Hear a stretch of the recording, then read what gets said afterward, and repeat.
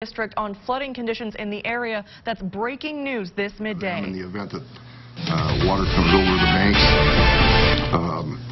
and we've been doing that since last night. We hope to finish that up here later this afternoon. Some of the areas that might be impacted by this elevation, Spyglass is one area that has a bank of around 1092. Pebble Beach down by Hole 8, which is right next to the river. Hole 8 of Dakota Dunes Country Club has, that's at an elevation of about 1089. We've raised that with sandbags. So, those areas are somewhat low on the river, and those areas we're trying to protect. As far as the Big Sioux River goes, that's another story. As you know, there's a lot of water coming down the Big Sioux. We would expect that to peak around Monday or so. And we believe that will also be at an elevation of between around 1092 or higher. The levee elevation there at that location is 1093. So there's a foot, we believe there's a foot of freeboard there, but some models have that water going as high as 93. So one of the things that we mentioned in our message this morning was that it would be, we mentioned an evacuation, and what we're trying to do there is portray the magnitude of this event. When you look at a 92 river on a 93 levee, that creates very little margin for error. And so given the changing circumstances all the time, and where the numbers are falling and the predictions and that kind of thing, we just thought it would be wise to put that out there, that for people to understand that evacuating isn't doing too much. I mean, that's something that you should consider doing. We've also asked our community members to plug their storm sewers or their sanitary or their floor drains to prevent sewer from backing up, and to also prevent water from going in if they would happen to get water in their basement. And a lot of community, and we've also asked them to conserve water and sanitary sewer use. A lot of communities are doing that, and that's just an attempt to try to maintain the operation of our sanitary sewer system. At this time, we don't have any problems, but as we get into the higher water, we want to make sure that we have as much capacity as we can. Another one of our objectives during this event is to make sure that if we have problems in certain areas with the sanitary sewer, we may end up segmenting them off by blocking them off, which would render that particular segment unusable. But we'll do whatever we can to keep them in use as long as possible. So that is a possibility. It's something we're planning for or making arrangements for, but don't have any particular plans to do that as of right now. Another bit of information, just for the record, one of the things that I like to try to do during flood events is give people reference points as to where the water's at, what the banks are at. We can do that, but it's going to be the homeowner's responsibility to understand what their property elevation is. That's something every property owner should understand, and we can try to provide other parameters like duration of the event and how high the water might get, but they need to make their figure out what their elevation is and make their plans. Just for some reference, this morning at 8 o'clock, the Missouri River, we had some elevations taken, and we've been taking elevations periodically over the last couple of days, and we do that for every flood event, so we have that information. But the Missouri River, kind of in the middle of Dakota Dunes, was at an elevation of about 1086. That was about 8 o'clock this morning. And the Big Sioux River at that same time, about 8 o'clock in the morning, was 1084.88. So it's still quite a ways down from where we expect it to get. So we'll just continue to monitor it through the night and make plans accordingly. I know the Union County Emergency Management is going to be issuing a press release about a non-mandatory evacuation. And again, that is designed to give people an idea of what the magnitude of this event could be. So, but on the other hand, we want to make sure everybody knows we are trying to take every precaution we can to minimize any effects. Jeff, do you know, and are there very many people that have evacuated from around here yet? Have you heard of anyone doing that?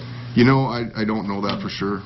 I know that I asked the school district the Dakota Valley School District to cancel classes today in anticipation of this, just to, in the event people did want to leave, it would just take one step out of the process. And there's so much uncertainty with these type of events, you just don't know, what the water level is going to be for sure, and then when it does get to that water level, what does it exactly do? So we're taking those precautions out, but I don't know that anybody has left as of yet. So have you been actually in contact with the Corps? I have been in contact with Senator Thune's office, Senator Round's office, Governor Noem's office, and they have been in direct communication with the Corps. I typically try to take that avenue during these events because they have so many things to take care of, but they always talk to those type of people, so I can always get that information from them. So what exactly are they telling you right now? Exactly what they're telling me is exactly what I just told you. Okay, just making sure. But you know, the levels of the releases from Gavin's Point, you know, you got to keep in mind the conditions are changing there all the time. They're observing information and reacting to it. So there are going to be times when the Corps changes what they predicted earlier. So we just have to be prepared for that. And sometimes I take a number that they have given, and then if they say it's going to drop, sometimes I just stick with the higher one, just to make sure I'm covered. So you said you contacted Dakota Valley about classes. Did they end up canceling classes today, or did they have to stay in school? They canceled classes. Okay. So is it easier with communications now with a historical perspective of 2011 behind us, and I know the releases were a lot larger for a prolonged period of time compared to what they've been now, but do you think they're a little more cognizant of the effect down here now than, say, 7 years ago? Or I guess it's, for all of us that went through that then, there was a lot of bad relationships with them that came out of that. I guess to make it a shorter question, is the trust element there now compared to what it was in 2011? I think that there's always that trust issue there, but the Corps has improved its communication quite a bit, and the Corps had their spring or their fall meeting here in Sioux City, and it was very well attended. They're having their spring meeting here in April, which I'm hoping will also be attended. And really the best way to understand the Corps is just to learn about how they operate. And that's by going on the internet. All the data that they have is pretty much readily available on the internet if you know where to find it and how to get it and how to interpret it. So it's kind of a two-way street. One is trust on the Corps, but also for the user to become educated enough to figure out to understand what they're doing. Yeah. Are you getting the notice on the increased releases? Because last night, I got word that they were upping it to 90,000, and everybody went to bed thinking that's what it is, and then all of a sudden I wake up and find out I got an email at 2 a.m. that at midnight it went to 100,000. So, media-wise, nobody anticipated that. I don't know if you anticipated that. We were midnight, wasn't it? Yeah, it was midnight when I got a call, and I had a feeling there was going to be a call, but again, they only can call so many people, and the people that they call are the people that need to get that information and use it. And it's hard to do that sometimes when it's that late at night, so I make sure that I know who gets the information, and I make sure that they call me. So for those properties that could be affected by rising waters, are there going to be sandbag stations? Is that something you guys are going to offer here, or is it kind of on their own? I know Union County's exploring that option. We've had experiences with sandbags that haven't been too pleasant.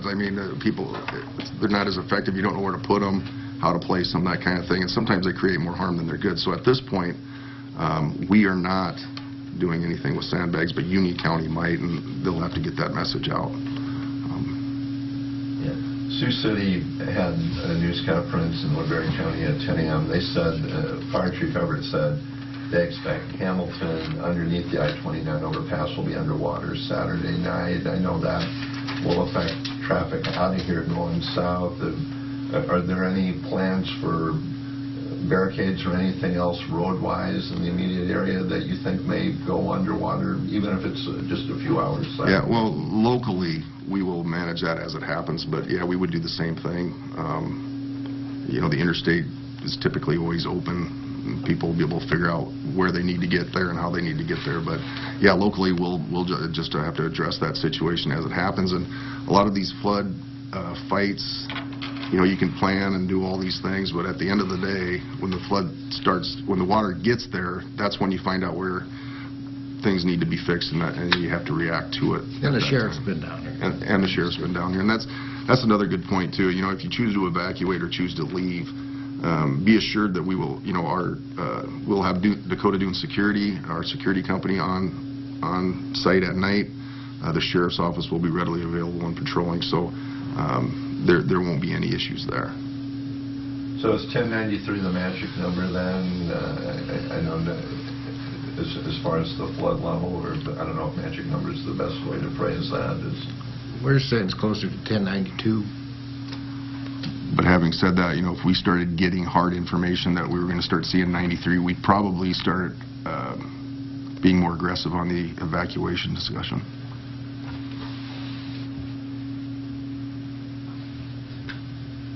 Any additional information? I would encourage residents to continue to look for our updates. We'll get them out. We'll probably get another one out this afternoon as new information becomes available, and they can also get some of that information off the internet, from the National Weather Service and from the Corps of Engineers. But we will do our best to keep information flowing through emails and that type of thing, and then also through the media. But you know, this is not anything like 2011. It's a lot lower. It's a lot shorter for this event, and then we'll look forward to what happens moving forward.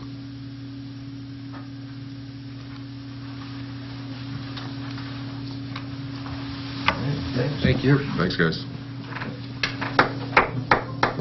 Bravo, you can get it. Again, that was just a live update from the Dakota Dunes Emergency Management. They're talking about flooding in the area. We'll have much more news and weather after the break. You're watching KCAU 9 News with Hannah Adamson and meteorologist Austin Kopnitsky. This is KCAU 9 News at 11:30.